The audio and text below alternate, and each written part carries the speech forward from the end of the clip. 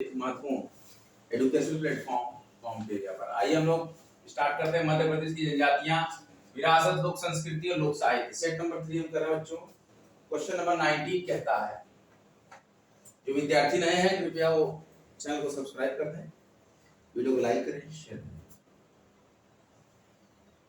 पहला कथन है कि कुछ कथन दिए थे, तो पहला कथन दिया बच्चों, सेवा विवाह सभी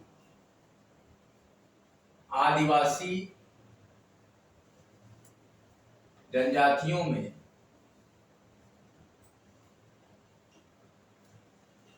सामान्य बात है।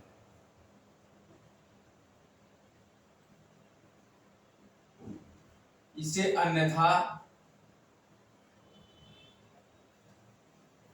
अनुबंध विवाह भी, कॉन्ट्रैक्ट जिसको आप बोलते हैं, कॉन्ट्रैक्ट मैरिज, अनुबंध विवाह भी कहा जाता है।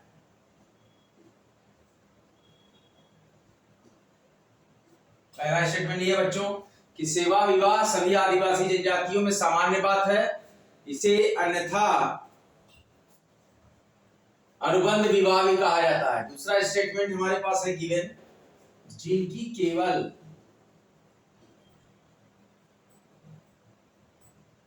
बेटियां होती हैं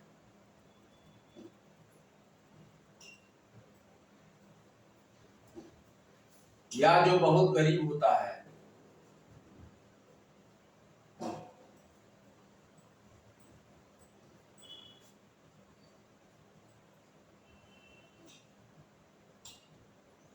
वह शादी का खर्च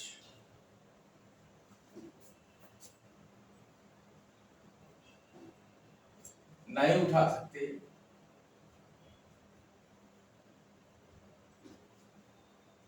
वे इस प्रकार की शादी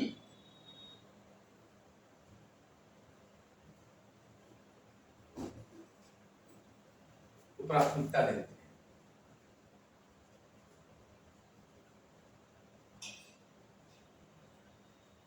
देखिए बच्चों, जो एमपीपीएससी का सिलेबस है उसमें अगर आप देखेंगे तो यूनिट 10 में यही सिलेबस आएगा जो कि मैं पढ़ा रहा हूं आपको लगातार कई दिनों से।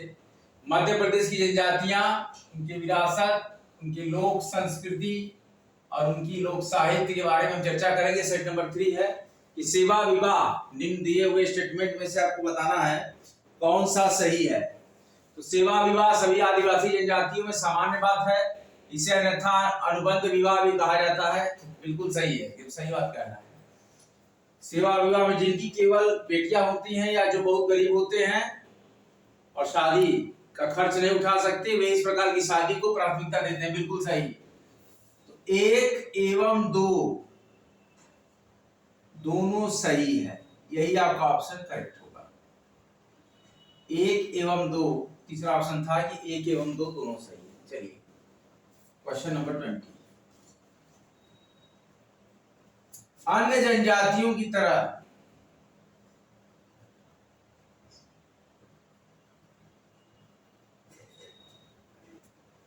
कोरकू में भी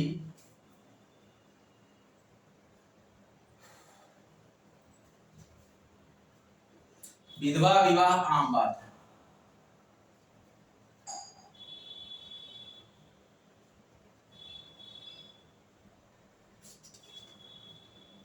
यदि मृत व्यक्ति का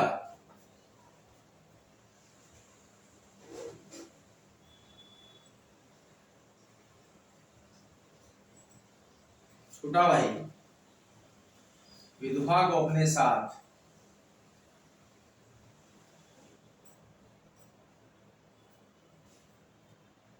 नहीं रखना चाहता,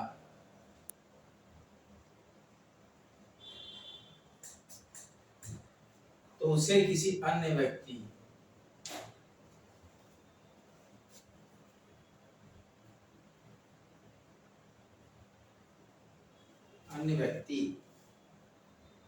से विवाह करने की अनुमति है।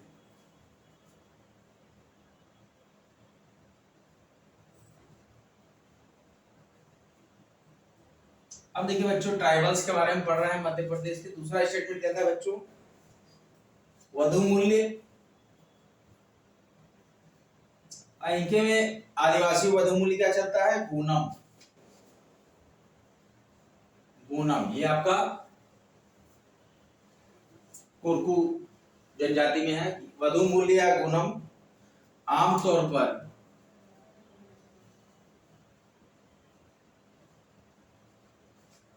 कुंवारी लड़की के लिए भुगतान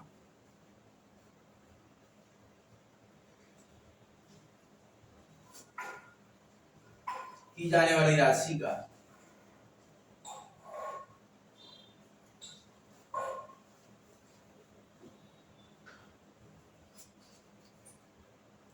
आधा हो जाता है।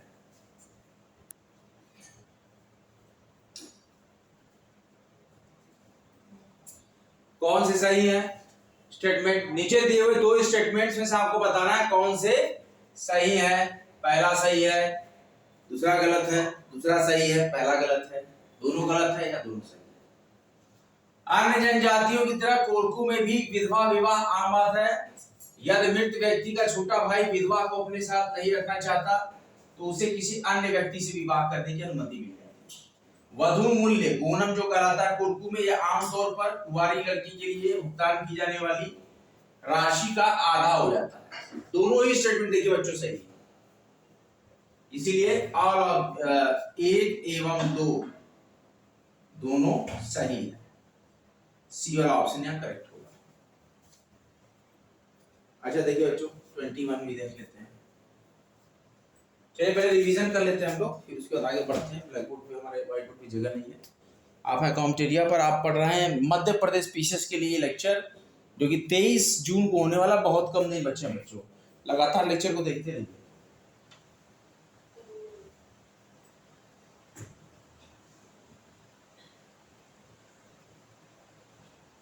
मध्य प्रदेश की जनजातियां, उनकी जनजाति विरासत, लोक साहित्य और लोक संस्कृति के बारे में चर्चा करेंगे। इसमें हम देखिए आपको पढ़ा रहा है यूनिट नंबर 10 एमपीपीएससी 23 जून 2024। सेवा विवाह सभी आदिवासी जनजातियों में सामान्य बात है, इसे अन्यथा अनुबंध विवाह भी कहा जाता है। बिल्कुल सही बात कह रहा है। जिनकी केवल बेटियां होती हैं, जिनकी केवल बेटियां होती हैं, वो बहुत गरीब होते हैं या तो शादी का खर्च नहीं उठा सकते, वे इस प्रकार के अनुबंध विवाह को प्राथमिकता देते हैं। बिल्कुल सही, दोनों स्टेटमेंट करेक्ट है। अब फिर दो स्टेटमेंट है, अन्य जनजातियों की तरह कोरकू जनजाति में भी विधवा विवाह आम बात है। यदि मृत व्यक्ति का छोटा भाई विधवा को अपने साथ नहीं रखना चाहता तो उसे किसी अन्य व्यक्ति से विवाह करने की अनुमति मिल जाती है। बिल्कुल सही। वधू मूल्य या गूनम जिसकी बात कर रहे हैं, आमतौर पर कुंवारी लड़की के लिए भुगतान की जाने वाली भुगतान राशि का आधा हो जाता है। तो इसमें पहला और दूसरा स्टेटमेंट दोनों करेक्ट है, और 19 वाले क्वेश्चन में भी पहला और दूसरा स्टेटमेंट दोनों करेक्ट है कि सेवा विवाह या अनुबंध विवाह क्या है, जब सामान्य बात है वो एक ही है। ये सभी आदिवासी जनजातियों में सामान्य बात है, लेकिन जिनकी बेटियां होती हैं जो बहुत गरीब होते हैं तो वो इस तरीके का खर्च नहीं उठा पाने के कारण इस प्रकार की शादियों को प्राथमिकता देते हैं। क्या देते हैं? प्रायोरिटी देते हैं। आइए एक और कथन का क्वेश्चन हम लेते हैं। I hope you all enjoy the question, कि जो भी आपको यहाँ पढ़ाया जा रहा है बच्चों वो आपको पूरा समझ में आ रहा है। जहां भी कंफ्यूज हो ना कमेंट बॉक्स में कमेंट कर दीजिए। बहुत इजी टॉपिक है यूनिट 10, और प्लीज मेरे इंडियन पॉलिटी कॉन्स्टिट्यूशन के जीस्ट ऑफ एनसीईआरटी लेक्चर्स को आप देखिएगा। पूरा सिलेबस कवर है, बस 2 चैप्टर नहीं हमने पढ़ाया है। समझे बच्चे? पूरा सिलेबस कवर हमने किया है, सिर्फ हमने 2 चैप्टर नहीं पढ़ाया है। आइए देखते हैं। वे मृत व्यक्ति को याद करने की, अब किसके बारे में चर्चा है यही अब यहां पर पता लगेगा। के लिए लकड़ी और वह का मतलब होता है पत्थरों का एक स्मारक। ध्यान दीजिए बच्चों, स्तंभ बनाते हैं, स्मारक स्तंभ, जिसे मांडो कहा जाता है। जिसे मान लो। पहला स्टेटमेंट हो गया बच्चों। दूसरा स्टेटमेंट सुन लीजिए। चौकी के नीचे, चौकी के नीचे मानव की आकृति और एक घुड़सवार, चौकी के नीचे मानव जैसी आकृति जिनके हाथ खुले हैं और एक घुड़सवार की आकृति। इसकी घुड़सवार की आकृति जिसका अर्थ है उसके पूर्वज उसके अच्छे कार्यों के कारण स्वर्ग जाते हैं, बनाई गई है। और इन, ध्यान से सुनिएगा बच्चों, आकृतियों पर वे सूर्य और इन आकृतियों पर वे सूर्य और चंद्रमा की आकृति, और इन आकृतियों पर वे सूर्य और चंद्रमा की आकृति भी बनाते हैं। इनकी आकृति भी बनाते हैं। इनके बारे में चर्चा हो रहा है, ध्यान से देखिए। उनकी यह भी मान्यता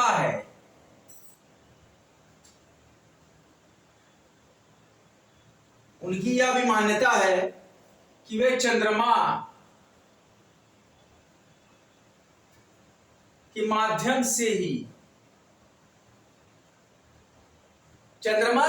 से ही सूर्य तक जाती है, मतलब स्वर्ग तक। सूर्य तक जाने का मतलब स्वर्ग तक।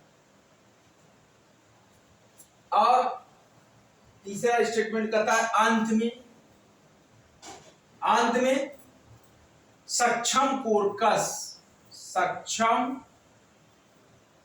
कोर्कस द्वारा क्या करते हैं, सिडोली।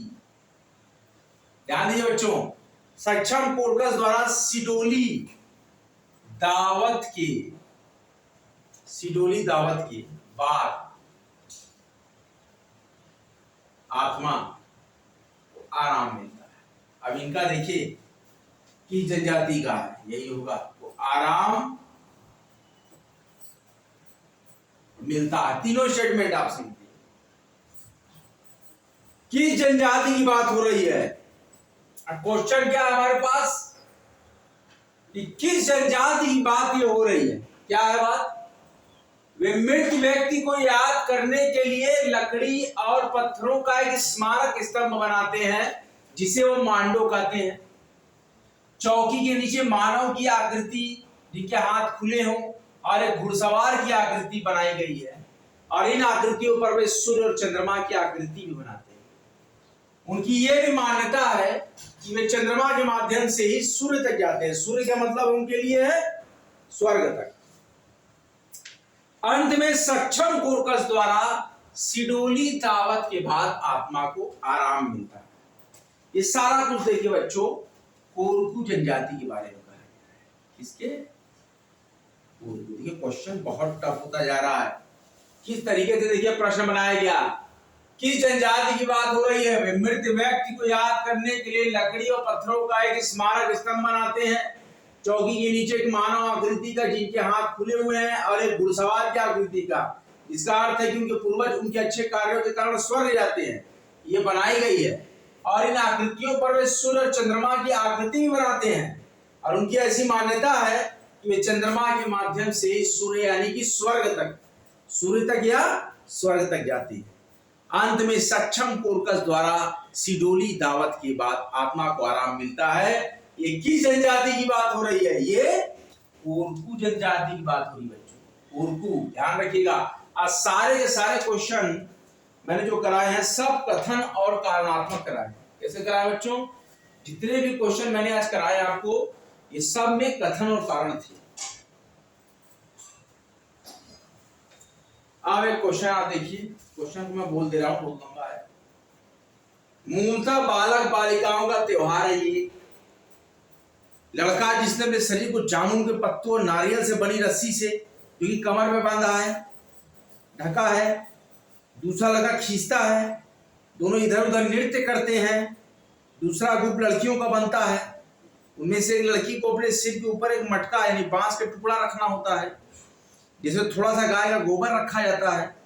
दोनों टोलियां अपने अपने गांव के प्रत्येक घर में जाकर धन और अनाज एकत्रित करती हैं। अगले दिन में एकत्र किए गए सभी अनाज को पकाते हैं और खाते हैं। यह कोरकों के किस त्योहार की बात हो रही है? ये कोरकों के किस त्योहार की बात हो रही है? ये त्योहार था डोडबली। ये कोरकों किस त्योहार की बात की हमने? डोडबली। क्वेश्चन नंबर 22 सुनिए बच्चों। मूलतः ये बालक बालिकाओं का त्योहार है। ये लड़का जिसे अपने शरीर को जामुन के पत्तों नारियल से बनी रस्सी से ढका हुआ है, दूसरा लड़का खींचता है और दोनों इधर उधर नृत्य करते हैं। दूसरा ग्रुप लड़कियों का बनता है, उनमें से एक लड़की को अपने सिर के ऊपर एक मटका जो कि बांस के टुकड़े से बना हुआ है रखना होता है, इसमें थोड़ा सा गाय का गोबर रखा जाता है। दोनों टोलियां अपने अपने गांव के प्रत्येक घर में जाकर धन और अनाज एकत्र करती है। क्या करती हैं? दोनों टोलियां जाकर अपने गांव में धन एवं अनाज एकत्र करती हैं, एवं अगले दिन इसको पकाते और खाते हैं। अगले दिन एकत्रित अनाज को एकत्र करते हैं, एकत्रित अनाज को पकाते और खाते हैं। क्या करते हैं बच्चों? ये कोरकों का कौन सा त्योहार है? ये कोरकों का कौन सा त्योहार? ये क्वेश्चन था बच्चों।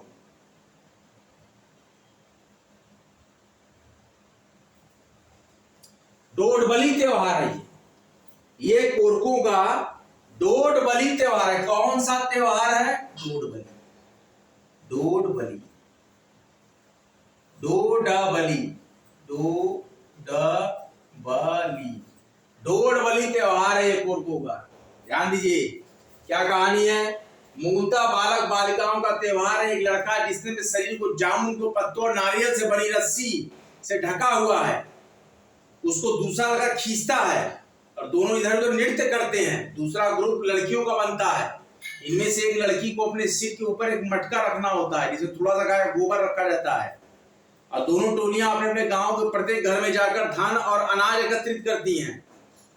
अगले दिन वे एकत्र किए गए सभी अनाज को पकाते हैं और खाते हैं। यह कोरकों के किस त्योहार की बात हो रही है?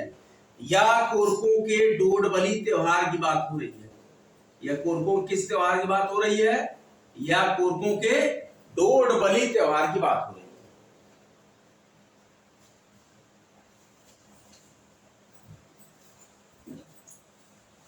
बहुत ही इंपॉर्टेंट प्रश्न आप लोग यहाँ पर सुन रहे हैं, देख रहे हैं, समझ रहे हैं। कोरकू लोगों का, ये कोरकू लोगों का क्वेश्चन है अगला। ये कोरकू लोगों का बहुत महत्वपूर्ण पर्व है। प्रश्न सुनिए बच्चों, ध्यान दीजिए। यह कोरकू लोगों का बहुत महत्वपूर्ण पर्व है। ये श्रावण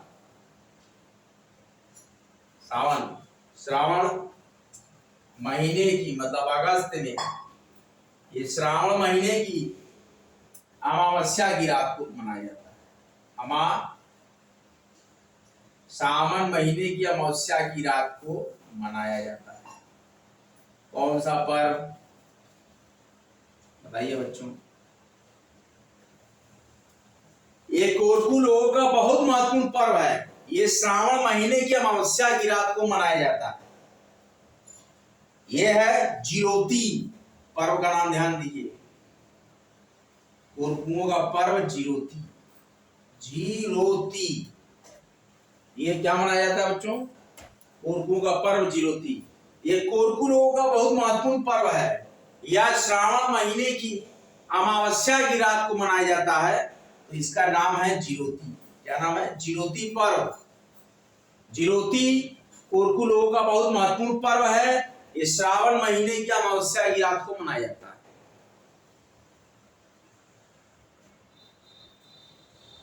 देखिए बच्चों, बहुत ही इंटेलिजेंट तरीके से आप अप्रोच करिएगा एमपीपीएससी के पेपर को, बहुत ही इंटेलिजेंट तरीके से, क्योंकि इस बार का पेपर बहुत सरल नहीं होने वाला है। आप लोग हर प्रश्न पर एक पैनी नजर, हर प्रश्न पर एक पैनी नजर, पूरा कमांड आपका होना चाहिए प्रश्न पे और पूरी तरीके से समर्पित हो जाइएगा। देखिए, एयरपोर्ट अथॉरिटी ऑफ इंडिया में भी जॉब आई है, इसको देख लीजिएगा, कुछ सीटें हमने देखा था। और यूपी ट्रिपल एससी में भी आई है, मंडी परिषद में, मंडी परिषद में फिर से कोई नौकरी का वारंट आया है।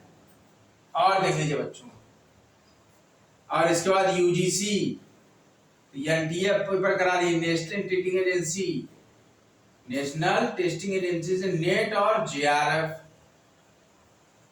National eligibility test and junior research fellow में से आप कोई भी असिस्टेंट प्रोफेसर के लिए या जूनियर रिसर्च फेलो के लिए यूजीसी का एग्जाम है, जो कि नेशनल टेस्टिंग एजेंसी कराता है। और पीएचडी वाले भी यहाँ से अप्लाई कर दीजिएगा अपना, पीएचडी के लिए भी जो फॉर्म आएगा आपका ऑल इंडिया, जैसे कि आप यूजीईटी पीजीईटी भरते तो पीएचडी का भी एक फॉर्म आता है एनटीए के लिए, या हो सकता है आ गया हो, आप देख लीजिएगा, चेक कर लीजिएगा, भर दीजिएगा। 16 जून को बच्चों आपकी परीक्षा में बता दे रहा हूँ। देखिए 16 जून को जो आपको परीक्षा मिलेगी UPSC pre, UPSC CSC pre, इसके बाद बच्चों देखिए यूजीसी का एनटीए वाला नेट, एनटीए कराएगी नेट यूजीसी का, यूपीएससी हो गया। इसके बाद राजस्थान जुडिशियल सर्विसेज प्री हो गया। और देखिए बच्चों तेलंगाना, तेलंगाना जुडिशियरी, ये 4 परीक्षा आपकी जून में 16 तारीख को। फिर इधर देखिए 23 तारीख को है एमपीपीएससी, जिसके लिए मैं आपको पढ़ा state services examination and state forest services combined होगा प्री। तो गोला भरिएगा एग्जाम में तो लिखा रहेगा एसएफएस और एसएससी। अगर आप दोनों के लिए अप्लाई किए तो लिखा रहेगा बोथ। अब ध्यान दीजिए, अगर आप मैथ से पढ़े हैं या कुछ रिलेवेंट सब्जेक्ट से, वानिकी फॉरेस्ट्री से पढ़े हैं, बोथ वाला सर्कल कर दीजिएगा एग्जामिनेशन में प्री के, कि हम दोनों के लिए प्रीलिमिनरी एग्जाम देना चाहते हैं, दोनों के मेंस अलग अलग होंगे। अगर स्टेट सर्विसेज एग्जाम भरे होंगे तो सिर्फ स्टेट सर्विसेज एग्जाम का गोला आप डार्क कर दीजिएगा, और सिर्फ अगर फॉरेस्ट सर्विस का की रहेंगे तो सिर्फ फॉरेस्ट सर्विस का कर दीजिएगा। लेकिन जब आप फॉरेस्ट सर्विस ही आपकी एलिजिबिलिटी है तो एसएससी की ऑलरेडी एलिजिबिलिटी आपकी बनेगी, तो बोथ प्लीज कर दीजिएगा। मुझे एमपीपीएससी के जो एक्स चेयरमैन थे, तो पेपर एक बार दे रहा था एमपीपीएससी का, उन्होंने कहा कि बेटा दोनों ही ऑप्शन को ऑप्ट किया करेंगे। अब अगर मान लीजिए किसी वजह से एसएससी में नहीं हो पाए, हो सकता है कि एसएफएस में आप अच्छा कर सके मेंस में और इंटरव्यू में, तो इसलिए अपने चांस को आजमाना चाहिए। जो पढ़ाई आपने की ग्रेजुएशन भी अगर साइंस से, इकोनॉमिक्स से, फॉरेस्ट्री से, बायोलॉजी से, जूलॉजी से, तो इस सब्जेक्ट से रिलेवेंट जहाँ के आपको स्टेट फॉरेस्ट सर्विसेज एप्लीकेबल हो आप, तो उसको भी आप ऑप्ट किया करिए।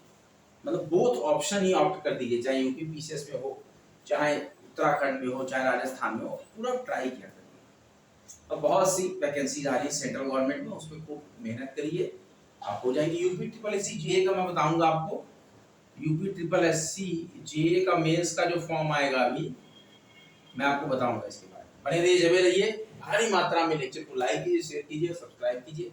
अगला लेक्चर लेकर बच्चों फिर मैं हाजिर होऊंगा, तब तक के लिए जय हिंद, जय भारत। खूब वीडियो को देखिए, खूब शेयर कीजिए, खूब लाइक सब्सक्राइब कीजिए। चलिए फिर अगला हम जो पढ़ाएंगे लेक्चर वो होगा करंट अफेयर।